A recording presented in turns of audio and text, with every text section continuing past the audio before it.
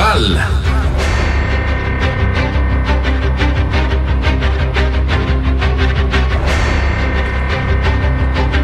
Kitawan met mang ko. Amen, diyan nata mo kanya mo na pong Glenn. Ana?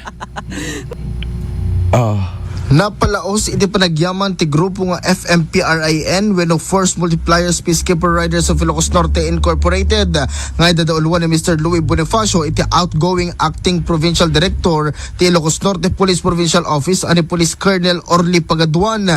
Iti post ti FMPRIN ket no po'y basit a panawen iti panagkakadwada ket naipakita kini Police Colonel Pagaduan iti talek ken maibilang akas pamilya dagiti Force Multipliers. Imbatad da nga ado iti nasursurod da kaskuman iti leadership ken respeto kadagiti kakadwada.